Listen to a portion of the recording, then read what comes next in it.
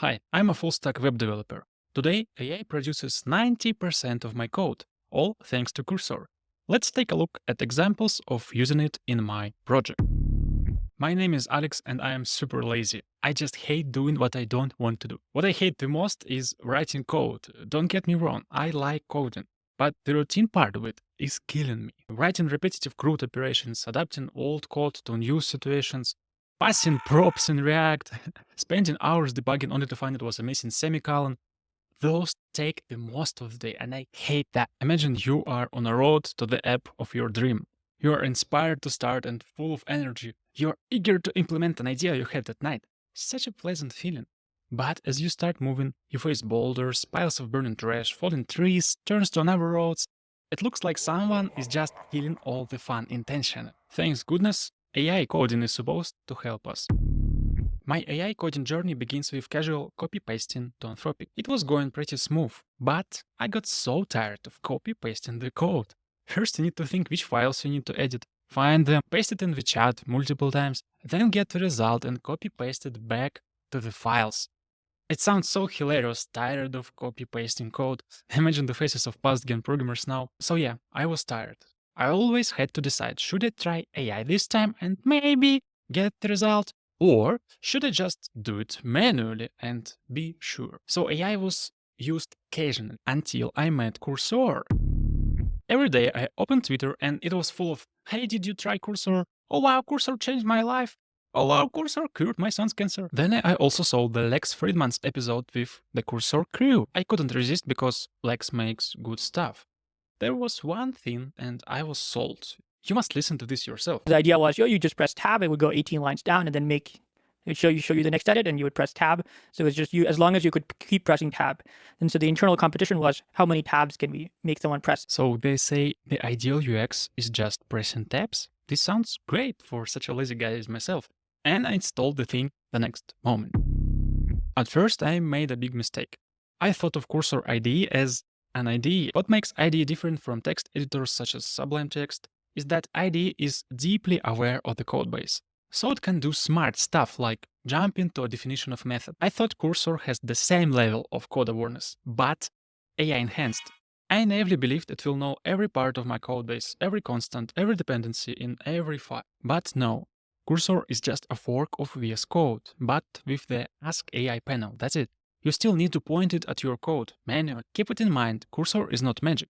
Yet, there is still some magic in it, and it's not the AI. It's the UX, the way you use AI. Cursor offers many convenient ways to do that, and this is the real beauty of this app, the UX. Let me show you exactly how it does the code generation. First, you add files or a whole folder you want to work on. Then you ask to do a change and apply the changes if you like it, or decline. If you accepted the change, you can ask for another one. And Cursor will be aware that the file has been changed, no more need to do extra copy-pasting. Cursor can also create new files and folders. This is especially useful when you ask it to break down a file into smaller ones. Oh, by the way, let me give you one advice, just one single advice that will dramatically improve your Cursor experience. Keep your files as small as possible. Ideally, one file, one function. Let's have a look at some real examples. I am building a web app called Paracast. Paracast is a video editing tool. Users compose videos out of pre-designed pieces, so-called frames. They choose a few frames from the gallery, add them to the timeline, then they edit the text, logos, colors, and export an MP4 file. I'm gonna ask Cursor to add a new feature to my app. Change duration of a frame.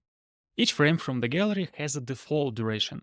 I want to allow my users to change it. Let's talk to Cursor like humans do, plain English. I asked it to give to user the ability to change the duration. I want Cursor to search for my entire project and find where to make the changes. So I pressed the magic button called Codebase. A few moments later, Cursor offers changes in 6 files. As a responsible software engineer, I want to make sure the changes won't break anything. So I also asked, are you sure the code won't break after the changes? And got another portion of new code. Then I just applied each change one by one and checked out the result.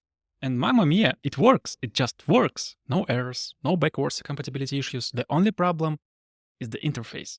It looks silly. To fix it, I gave Cursor precise instructions of how I want the AI to be. 10 more minutes of chatting about the AI and the task is done. Man, I love programming in 2025. Here's another, perhaps the most mind-blowing example. I was about to add a comment, and Cursor did it for me. AI was aware not only about the code of this function, but about the other files too.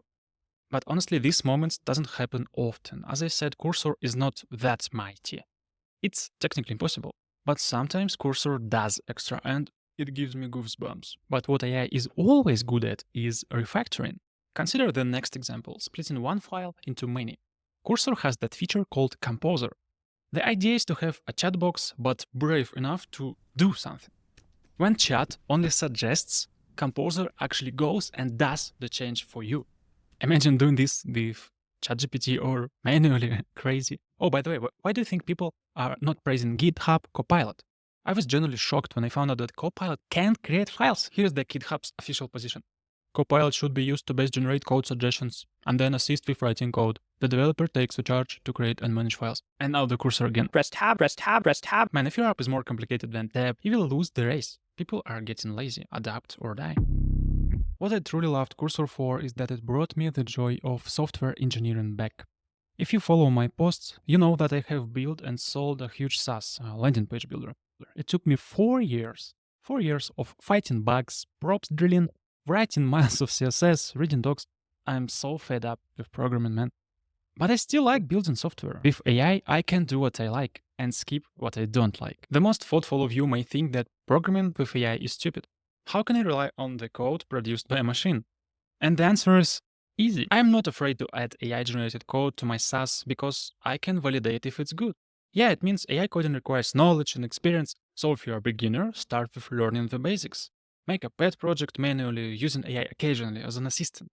Otherwise, AI will just pollute your work with unnecessary code and you will bury your project. But if you're a professional programmer, you must give Cursor a try. However, it's not for everybody. Those unfortunate ones of you who work for a huge company can't use AI for 2 main reasons. Those are security, huge corps are paranoid, and legacy code. If you work with thousands lines of Angular 1, AI can't help you much. So if you're in big tech and feel like you want to join the AI coding movement, you should quit your desk job and become an indie maker. This is what my channel is about, by the way. As I said, I'm working on my own SaaS. On this channel, I show the entire process of making it, including not only coding, but also the mysterious parts such as sales, growth, marketing. In the next episode, I'm going to run a lifetime deal round and earn 50K of cash within only 1 week. Subscribe and follow me if you want to see how I'm doing that.